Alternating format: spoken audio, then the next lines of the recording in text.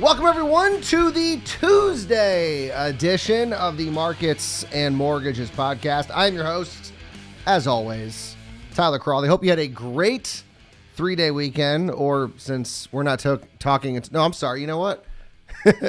I'm so used to doing this on Tuesday, or Monday, I should say.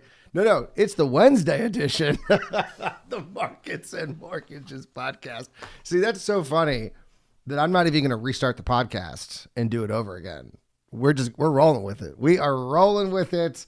So I hope you guys had a good 3, 4, 5-day weekend, however long you took off.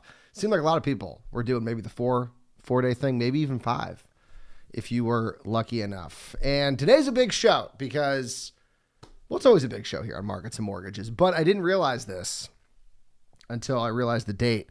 But it was 10 years ago that I started really in broadcasting. I mean, really kind of became bigger in broadcasting. I took over the morning show in Wilmington, North Carolina, 10 years ago. It was right after Labor Day. And so I was debating whether I was going to do today's show because I'm still having an issue with my my voice. It's still getting kind of a sore throat, and it seems to go and come, and I don't know. So I'm going to definitely talk to the doctor about that, but it was giving me some problems. I was afraid I was going to lose my voice. And so that might still happen. So let's just jump right into it. Let's get into the big report, one everyone was talking about, at least in housing. And that was the CoreLogic Home Price Insights report that looks at the CoreLogic Home Price Index, and something kind of amazing happened. We actually saw home prices fall month over month. Now, year over year, they are still well above double digits, but month over month, an actual pullback. And I went to see when the last time this happened was, but the only data I could find on the website went back to, I think, late 2020. So if we were going to see a pullback, it would have been happening around the pandemic. So I'm going to guess this may be the first time this has happened since the pandemic. If not, I don't know when the last time we saw a month-over-month drop in prices was. So here was the hard data. Home prices were down, and it was a big drop year over year too. I mean, a big slowdown. So it fell to 15.8%. So home prices are still up 15.8% year over year, but that was a 2.5 percentage point drop from the prior month. So yeah, I mean, 15.8% still big, but the fact that it dropped 2.5 percentage points, that's a big drop. And more than likely, we are going to see big drops every single month moving forward. Home prices, as I mentioned, actually fell month over month, falling 0.3% in July when compared to the previous month. This is down from the 0.6% increase that we saw in June. So almost a full percentage point.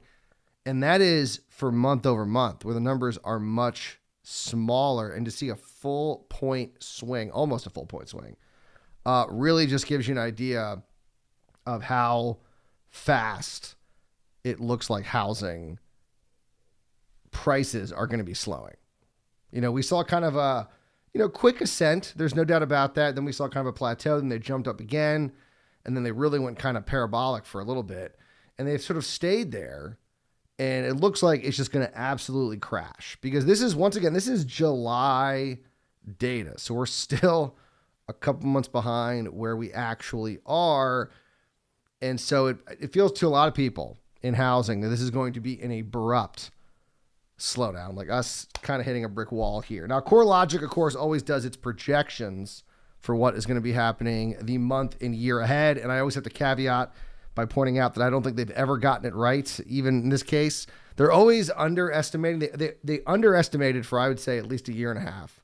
And then the one time we actually saw a kind of big slowdown, they missed it.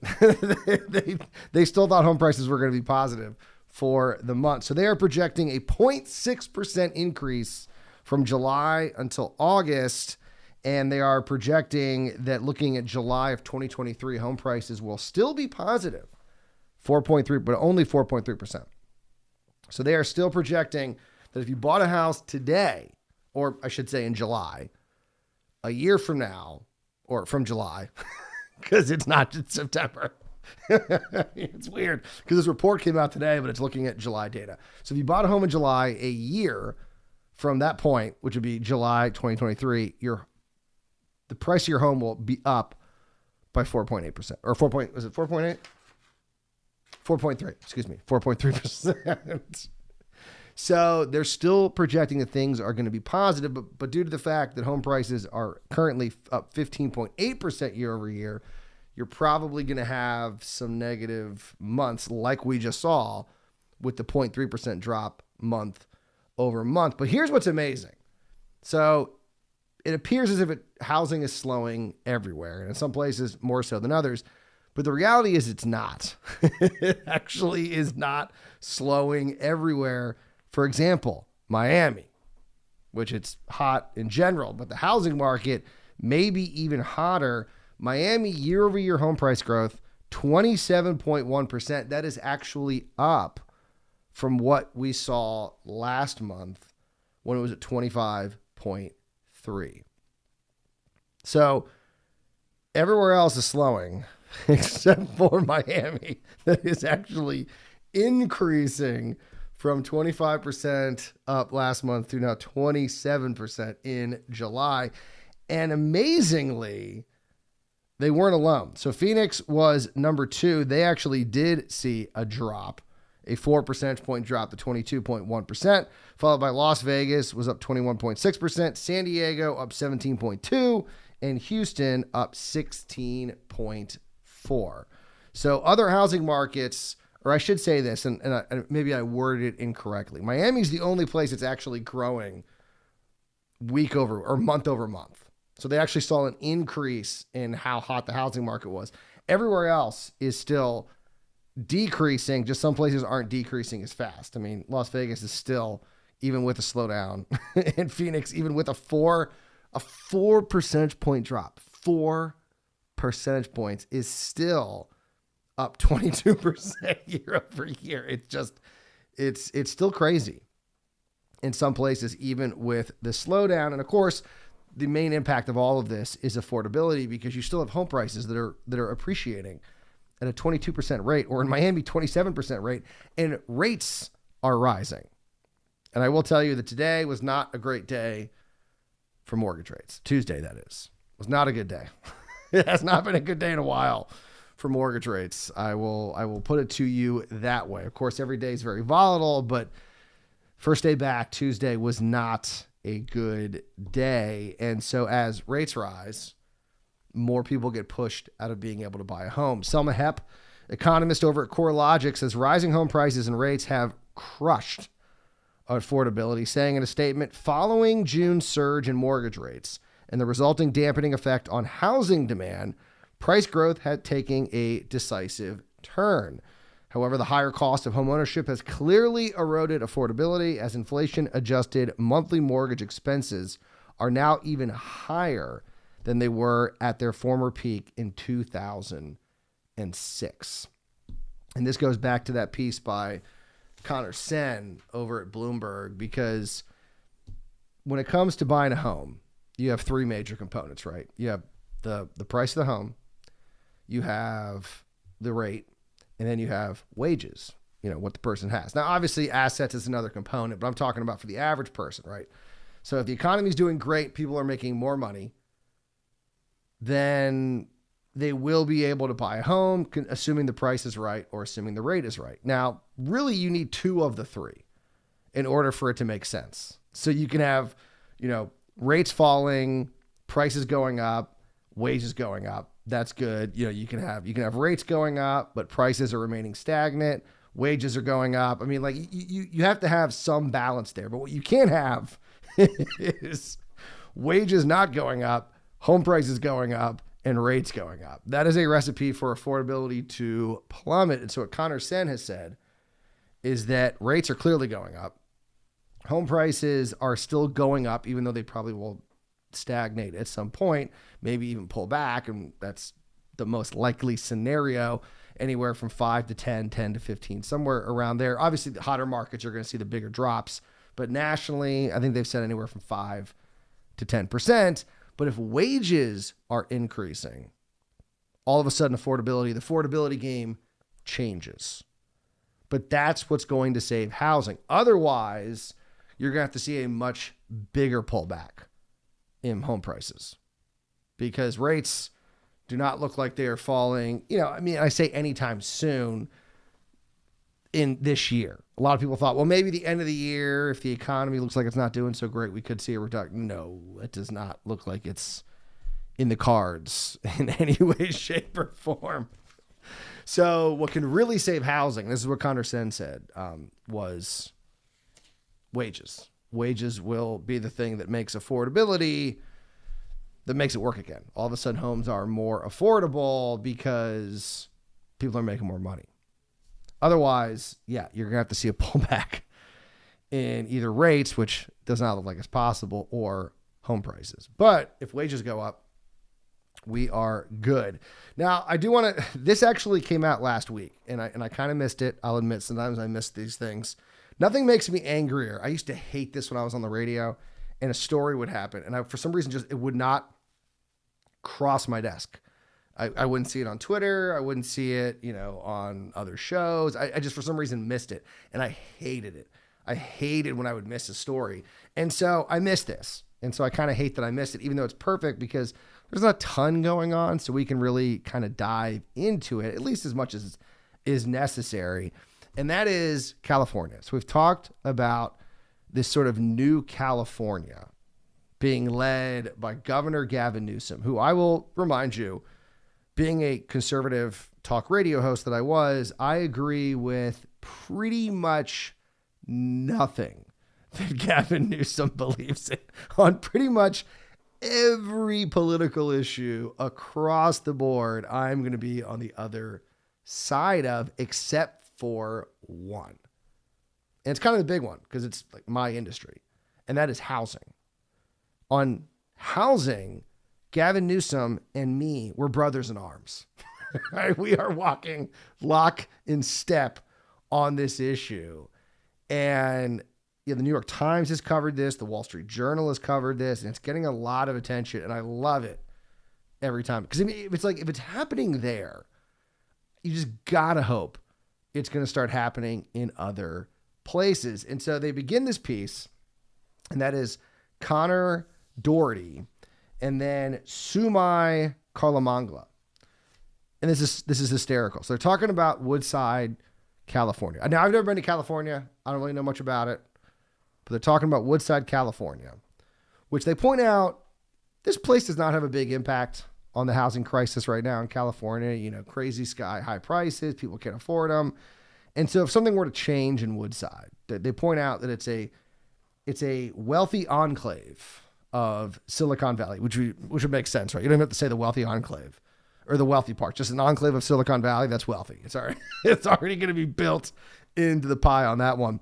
It's less than 12 square miles and contains about 5,000 of California's 40 million residents. So like anything that happens there is not going to have a major impact. So why are they talking about it? Well, earlier this year, Woodside's government made a curious announcement that the town was being designated a sanctuary for mountain lions. And you can probably guess why that is. Why do you think they did that? They did that because California is becoming more and more pro-development. But in a lot of cases, local municipalities can do things to kind of go up against these more aggressive policies that are being pushed by the state government. And one of the ways, of course, especially in California, environmental, or in this case, kind of, nature, where you're saying, oh, if we build here, you're going to hurt the mountain lions.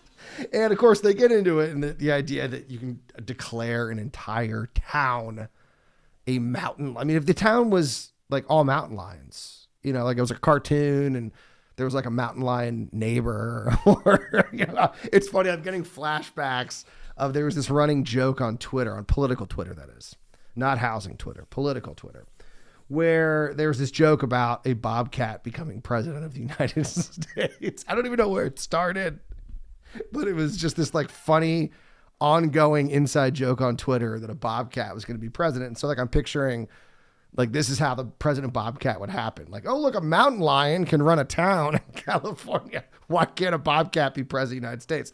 So yeah, if it was like a cartoon where like everyone in the town's, a mountain lion, and mountain lions are being elected to office and they run businesses. Okay, sure. That town, maybe that's a mountain lion sanctuary. But other than that, it is an absolutely insane idea. But as I said, this is to fight back against what is happening at the state level. And the authors of this piece point out for the past 6 years, California's legislature has ended each session with a blitz of new laws aimed at making housing more plentiful and affordable. Once again, those are kind of one and the same. If you want to make housing more affordable, you make it more plentiful. That's how you do it. I mean, there's artificial ways that you can do it that always have kind of a backlash, but the best way, just basic supply and demand. You have demand at a certain level, supply's down here. You push supply above demand, prices fall. I mean, it's so basic, and everyone acts like it's so difficult. Now, what are some of the things that California has done? Well, I don't like this. Statewide rent control. I don't like it. It's not good. It's a Band-Aid that usually ends up, it's like a Band-Aid for a bullet wound. Like maybe like for a few seconds, it might seem like it's helping, but it doesn't actually help. It actually ends up hurting in the long run, or it does absolutely nothing and may even makes the problem worse.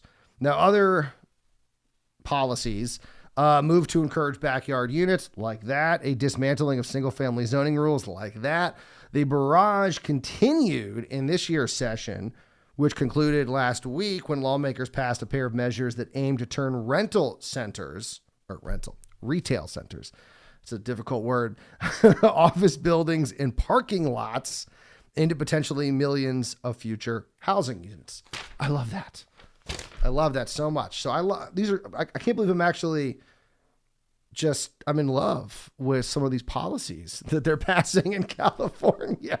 Not something that I think I've ever uttered in my entire time broadcasting. I've never said that. Now, these laws received a decent amount of fanfare, which sort of signaled to a lot of people this changing policy on the state level.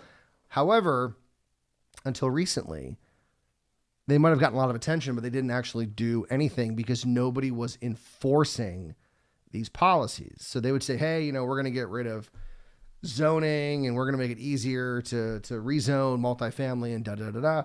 And the local government would go, yeah, we're still not doing that. We're still denying your desire to turn your single family home into a duplex or a triplex or whatever it may be. Well, that's changed as Governor Gavin Newsom, for reasons that are both practical and political, has shifted toward an increasingly aggressive effort to enforce the laws already on the books.